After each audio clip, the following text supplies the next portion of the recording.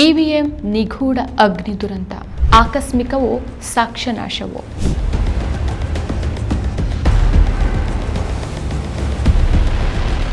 ನಾಲ್ಕು ಸಾವಿರ ಇವಿಎಂ ಸುಟ್ಟಿದರ ಹಿಂದೆ ಯಾರಿದ್ದಾರೆ?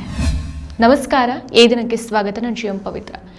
ಪಶ್ಚಿಮ ಬಂಗಾಳದ ರಾಜಧಾನಿ ಕೋಲ್ಕತ್ತಾದ ಅತ್ಯಂತ ವಿಐಪಿ ಪ್ರದೇಶವಾದಂಥ ಅಲಿಪುರದಲ್ಲಿ ಜೂನ್ 10ಕ್ಕೆ ಸಂಭವಿಸಿದಂಥ ಒಂದು ಭೀಕರ ಅಗ್ನಿ ದುರಂತದಲ್ಲಿ ಸುಮಾರು 4,000 ವಿದ್ಯುನ್ಮಾನ ಮತಯಂತ್ರಗಳು ಇವಿಎಂ ಸಂಪೂರ್ಣವಾಗಿ ಸುಟ್ಟು ಭಸ್ಮ ಆಗೋಗ್ಬಿಟ್ಟಿದೆ.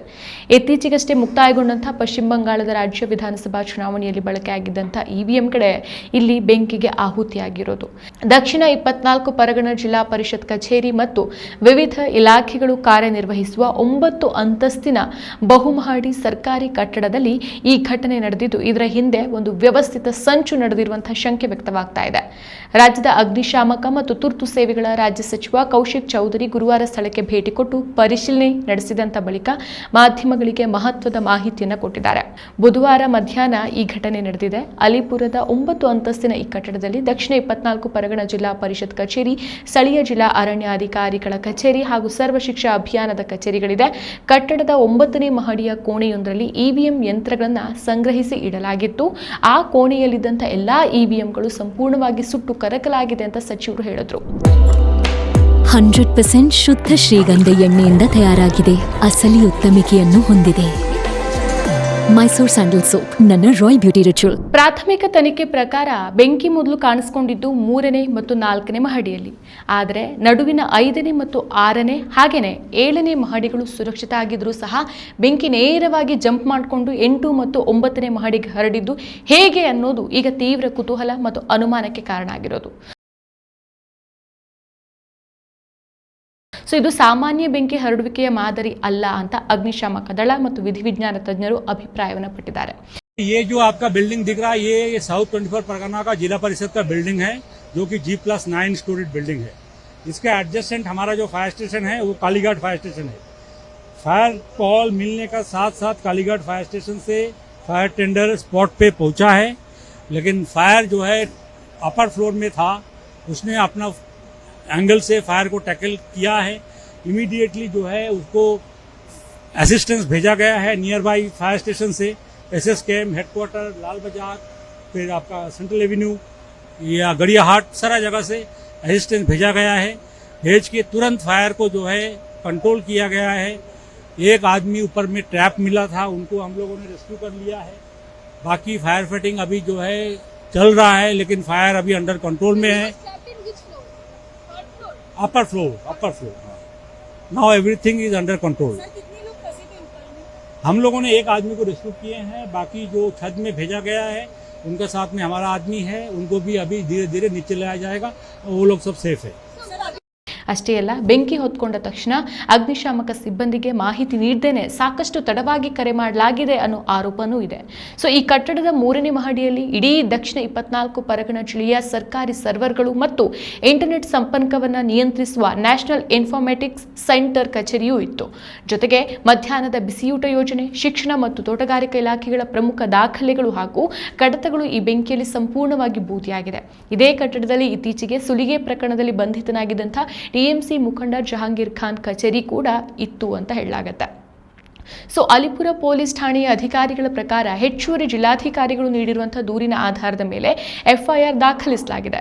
ಪ್ರಕರಣದ ಗಂಭೀರತೆಯನ್ನು ಪರಿಗಣಿಸಿ ತನಿಖೆಗಾಗಿ 4 ಸದಸ್ಯರ ವಿಶೇಷ ತನಿಖಾ ತಂಡ SITಯನ್ನು ರಚಿಸಲಾಗಿದೆ.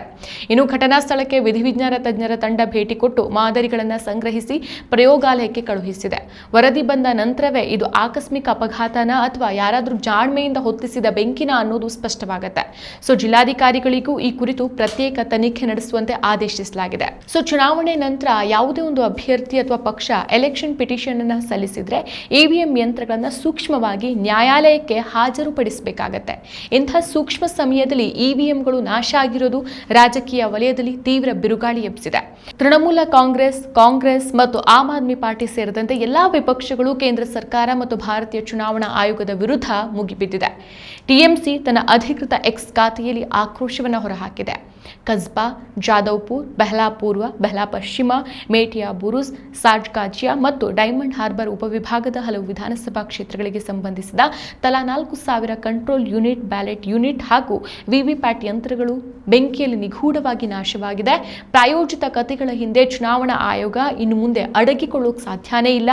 ಇವಿಎಂ ಮತ್ತು ಸಿಸಿಟಿವಿ ದೃಶ್ಯಾವಳಿಗಳನ್ನು ಸುರಕ್ಷಿತವಾಗಿಡೋಕೆ ಈ ಹಿಂದೆ ನ್ಯಾಯಾಲಯದ ಮಧ್ಯಸ್ಥಿಕೆಯನ್ನು ಕೋರಲಾಗಿತ್ತು. ಹೀಗಿದ್ರೂ ಇಂತಹ ಘಟನೆ ನಡೆದಿದ್ದು ಹೇಗೆ? ಇದು ಕೇವಲ ಅಪಘಾತನ ಅಥವಾ ಪ್ರಜಾಪ್ರಭುತ್ವವನ್ನು ಹತ್ತಿಕ್ಕಿ ಇವಿಎಂ ತಿದ್ದಿದ ಸಾಕ್ಷಿಗಳನ್ನು ನಾಶಪಡಿಸೋಕೆ ಮಾಡಿದಂಥ ವ್ಯವಸ್ಥಿತ ಸಂಚ ಅಂತ ಟಿಎಂಸಿ ಪ್ರಶ್ನೆ ಮಾಡಿದೆ. ಸೊ ಕಾಂಗ್ರೆಸ್ ವಕ್ತಾರ ಪವನ್ ಖೇಡಾ ಅವರು ಪ್ರತಿಕ್ರಿಯಿಸಿ, ಇತ್ತೀಚೆಗೆ ನಡೆದಂಥ ಪಶ್ಚಿಮ ಬಂಗಾಳ ಚುನಾವಣೆಯಲ್ಲಿ ನಿಜವಾಗ್ಲೂ ಈ 4,000 ಇವಿಎಂಗಳನ್ನು ಬಳಸಲಾಗಿತ್ತಾ ಅನ್ನೋದನ್ನ ಚುನಾವಣಾ ಆಯೋಗ ಸ್ಪಷ್ಟಪಡಿಸಬೇಕು. ಇಲ್ಲ ಅಂತಂದ್ರೆ ಇದು ಬಾಲಿವುಡ್ ಸಿನಿಮಾಗಳಲ್ಲಿ ಪ್ರಮುಖ ಸಾಕ್ಷ್ಯಗಳನ್ನು ನಾಶಪಡಿಸುವಾಗ ಒಂದು ಸರಿಯಾದ ಸಮಯಕ್ಕೆ ತಗುಲಿಕೊಳ್ಳುವ ನಿಗೂಢ ಮತ್ತು ಅನುಕೂಲಕರ ಬೆಂಕಿಯಂತೆ ಕಾಣಿಸುತ್ತೆ ಅಂತ ಲೇವಡಿ ಮಾಡಿದ್ದಾರೆ. ಸೊ ಕಾಂಗ್ರೆಸ್ನ ಮತ್ತೊಬ್ಬ ವಕ್ತಾರ ಅತುಲ್ ಲೋಧೆ ಪಾಟೀಲ್ ಅವರು ಸಾವಿರಾರು ಇವಿಎಂಗಳು ಸುಟ್ಟು ಹೋಗಿರುವ ಬಗ್ಗೆ ಆಶ್ಚರ್ಯ ವ್ಯಕ್ತಪಡಿಸಿದ್ದಾರೆ. ಆಮ್ ಆದ್ಮಿ ಪಾರ್ಟಿ ತನ್ನ ಹೇಳಿಕೆಯಲ್ಲಿ ಕೋಲ್ಕತ್ತಾದ ಸರ್ಕಾರಿ ಕಟ್ಟಡದಲ್ಲಿ 4,000 ಇವಿಎಂಗಳು ಸುಟ್ಟು ಬೂದಿಯಾಗಿರುವುದು ಸಾಮಾನ್ಯ ಘಟನೆಯಲ್ಲ. ಬಂಗಾಳದಲ್ಲಿ ಚುನಾವಣೆ ಮುಗಿದ ಬೆನ್ನಲ್ಲೇ ಸರ್ಕಾರಿ ಕಟ್ಟಡದಲ್ಲಿ ಇಷ್ಟು ದೊಡ್ಡ ಅಗ್ನಿ ದುರಂತ ಸಂಭವಿಸಿದ ಹೇಗೆ? ಇದಕ್ಕೆ ಬಿಜೆಪಿ ಸರ್ಕಾರ ಉತ್ತರಿಸಬೇಕು ಅಂತ ಆಗ್ರಹಿಸಿದೆ. ಇನ್ನೊಂದು ಕಡೆ ರಾಜ್ಯದಲ್ಲಿ ಈ ಹಿಂದೆ ಇದ್ದಂಥ ಟಿಎಂಸಿ ಸರ್ಕಾರದ ಅವಧಿಯ ದಾಖಲೆಗಳು ಹಾಗೂ ವಿವಿಧ ಹಗರಣಗಳ ಕಡತಗಳನ್ನು ನಾಶಪಡಿಸೋಕೆ ಈ ರೀತಿ ಬೆಂಕಿ ಹಚ್ಚಲಾಗಿದೆಯಾ ಅನ್ನೋ ಸಂಶಯವನ್ನ ಬಿಜೆಪಿ ನಾಯಕರು ವ್ಯಕ್ತಪಡಿಸಿದ್ದಾರೆ. ಸೊ ತನಿಖೆ ವರದಿ ಬಂದ ನಂತರ ಅಷ್ಟೇ ಈ ನಿಗೂಢ ಅಗ್ನಿ ಅವಘಡದ ಹಿಂದಿನ ಅಸಲಿ ಸತ್ಯ ಹೊರಗೆ ಬರುತ್ತೆ. ಸೊ ಅಲಿಪುರದ ಈ ಅಗ್ನಿ ದುರಂತ ಕೇವಲ ಒಂದು ಕಟ್ಟಡಕ್ಕೆ ತಗುಲಿದ ಬೆಂಕಿಯಲ್ಲ, ಬದಲಿಗೆ ಪ್ರಜಾಪ್ರಭುತ್ವದ ಮತಗಳ ಸಾಕ್ಷ್ಯಕ್ಕೆ ಬಿದ್ದ ದೊಡ್ಡ ಹೊಡೆತ.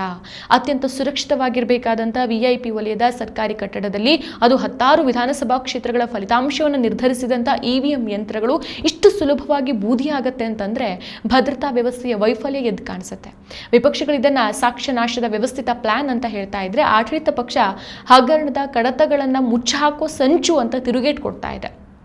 ಆರೋಪ ಪ್ರತ್ಯಾರೋಪಗಳು ಏನೇ ಇರಲಿ, ಪ್ರಜಾಪ್ರಭುತ್ವದ ವ್ಯವಸ್ಥೆಯ ಮೇಲಿನ ಸಾರ್ವಜನಿಕರ ವಿಶ್ವಾಸವನ್ನು ಉಳಿಸೋಕೆ ಈ ನಿಗೂಢ ಬೆಂಕಿಯ ಹಿಂದಿನ ಅಸಲಿ ಸೂತ್ರಧಾರರನ್ನ ಪತ್ತೆ ಹಚ್ಚಬೇಕಾಗಿದೆ. ಎಸ್ಐಟಿ ಮತ್ತು ವಿಧಿವಿಜ್ಞಾನ ತಜ್ಞರ ತನಿಖೆಯು ರಾಜಕೀಯ ಪ್ರಭಾವಕ್ಕೆ ಒಳಗಾಗದೆ ಸತ್ಯವನ್ನು ಹೊರತರತ್ತಾ ಅಥವಾ ಈ ಬೆಂಕಿ ಕೇವಲ ರಾಜಕೀಯ ಕೆಸರೆರ ಚಾಟಕ್ಕೆ ಮತ್ತೊಂದು ಕಡತವಾಗತ್ತಾ ಅನ್ನೋದನ್ನ ಕಾದು ನೋಡಬೇಕಾಗಿದೆ. ಮತ್ತಷ್ಟು ವಿಶೇಷ ವಿಡಿಯೋಗಳನ್ನು ನೋಡಲು ಮತ್ತು ಹೊಸ ವಿಡಿಯೋಗಳ ಬಗ್ಗೆ ತಿಳಿಯಲು ಈ ದಿನ .com ಯೂಟ್ಯೂಬ್ ಚಾನೆಲ್ ಸಬ್ಸ್ಕ್ರೈಬ್ ಮಾಡಿ ಮತ್ತು ಬೆಲ್ ಐಕಾನ್ ಕ್ಲಿಕ್ ಮಾಡಿ.